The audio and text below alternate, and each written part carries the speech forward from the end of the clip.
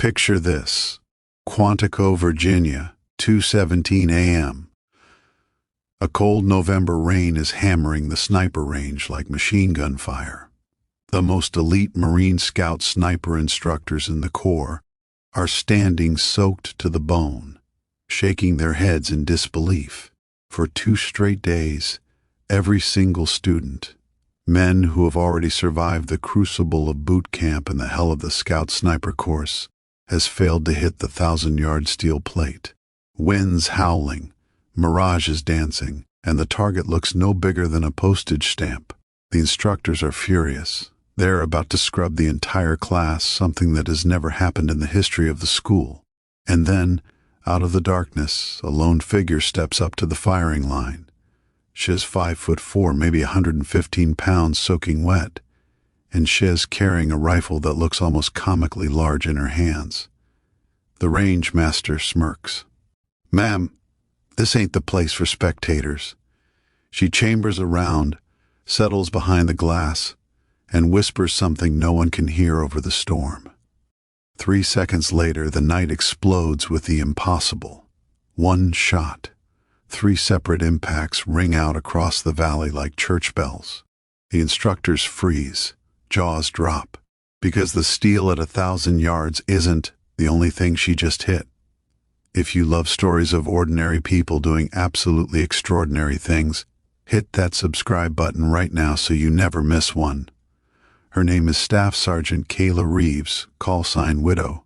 She grew up in a dying coal town in southern West Virginia, daughter of a disabled miner who taught her to shoot squirrels with a .22 before she could spell her own name. While the other girls were learning cheer routines, Kayla was learning wind calls and holdovers on ridge lines above abandoned strip mines. When her father lost his legs to black lung, the Marine recruiter who showed up at the trailer promised her family health care and a way out. She signed the papers the same week she turned 17. Fast forward 8 years. Kayla is already a legend inside the tight world of female Marine instructors, but the Scout Sniper community is still an old boys club with steel doors. Women aren't officially banned anymore, but every single one who has ever tried the course has either washed out or been admin dropped for mysterious medical reasons. Kayla knows the game. She also knows Shez better than every man on that range, and Shez tired of pretending otherwise. The night of the storm is supposed to be the final stress shoot. The instructors have deliberately scheduled it during the worst weather in a decade because they want to break the class, especially her. They've been riding her harder than anyone. Extra ruck runs, endless harassment, even hiding her gear.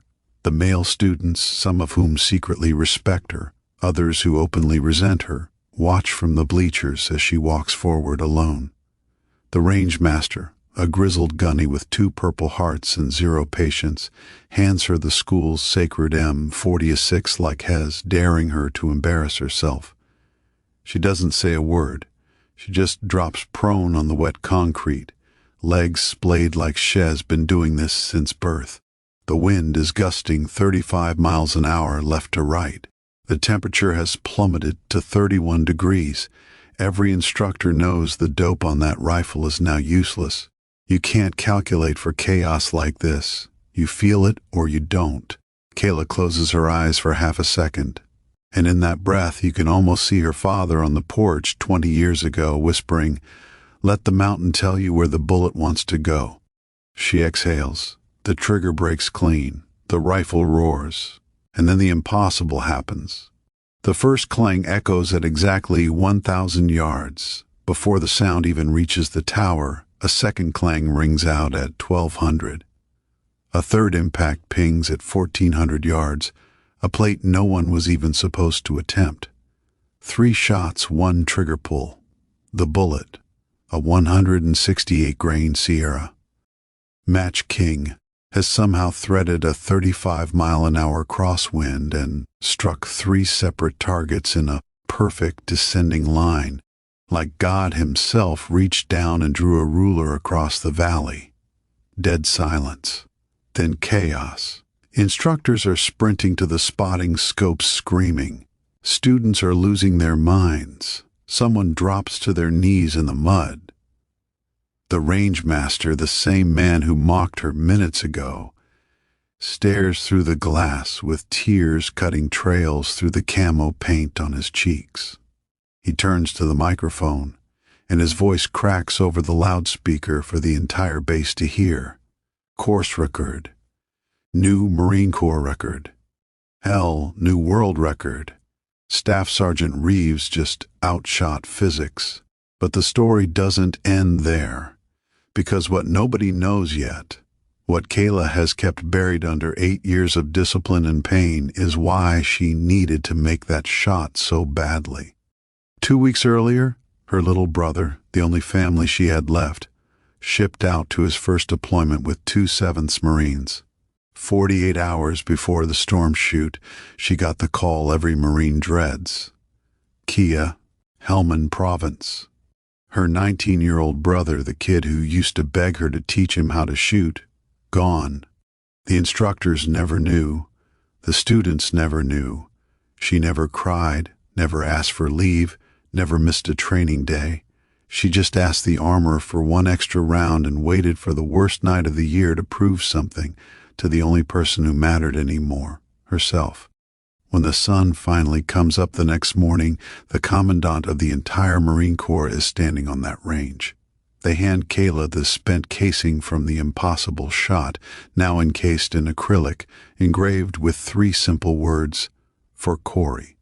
She finally lets herself cry, 1 tear, then wipes it away before anyone can see. Years later, retired now, she runs a shooting academy back in those same West Virginia mountains. Every year on the anniversary of that night, she takes a single rifle to the ridge, above her daddy's old trailer, and fires 1 shot into the valley. Locals swear that on quiet nights you can still hear 3 distinct rings echo back, like the mountain itself refuses to forget. That's the story of the night. A coal miner's daughter from West Virginia made the most elite snipers in the world believe in miracles, and reminded every one of us that sometimes the smallest person in the room carries the biggest heart. So tell me in the comments, from which part of the country are you watching this video right now? Drop your state, your town, wherever you're holding it down tonight. I read every single one, and I can't wait to see where this story found you.